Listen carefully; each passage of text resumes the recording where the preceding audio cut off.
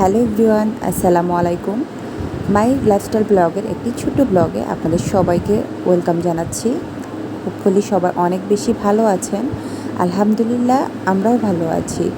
তো এটা হচ্ছে আমার একটি হলিডে ব্লগ।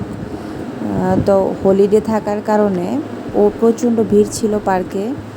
যাই হোক, আজকে অনেক গরম থাকায় আমরা আছি সন্ধ্যার দিকে যাওয়াটাই চুজ করেছিলাম। তো সেই মতো আমরা সন্ধ্যার দিকেই এসেছি।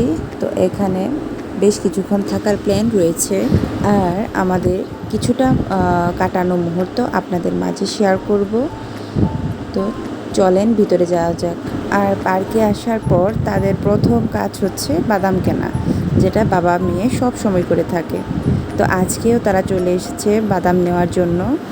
আর বাদাম কেনার পর তারা যাবে হচ্ছে তাদের একটি জায়গা পছন্দ করে, সেখানে বসে যাবে বাদাম খাওয়ার জন্য।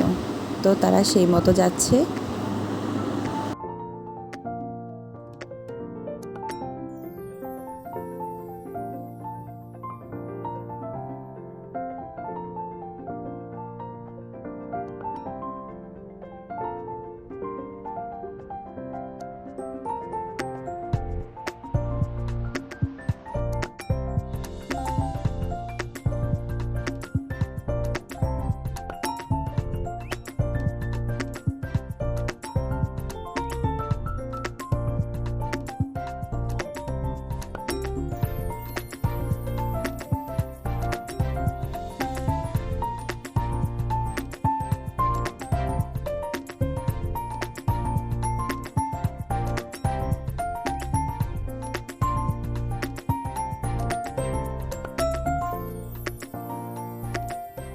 তো বাবা মেয়ে বাদাম খাচ্ছে, আর আমি ভাবলাম যে একটু সামনে যাই, নদীর পাশটা একটু রেকর্ড করে নিয়ে আসি।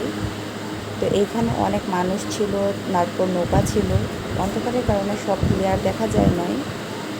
যাই হোক, আজকে হলিডে থাকায় অনেক মানুষের ভিড় ছিল। তো কিছুক্ষণ আমি এখানে রেকর্ড করে দেখছিলাম। পরিবেশটা খুবই সুন্দর ছিল, আর প্রচণ্ড গরম থাকায় খুব বেশি বাতাস ছিল না। এনিওয়ে, তারপরেও বেশ ভালোই লেগেছে। তো আমি এখন আবার চলে এসেছি।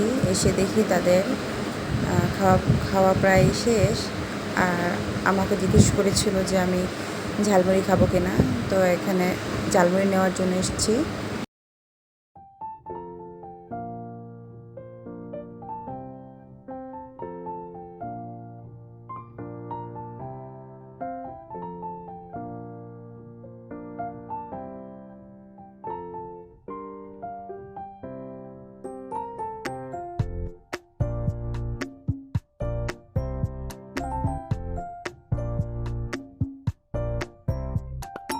আর পার্কে আসবে আজিমা মিল্কশেক খাবে না, এটা কখনোই হয় নাই। তো আমরা চলে এসেছি আজিমানের সেই নেসক্যাফে থেকে মিল্কশেক খাওয়ার জন্য।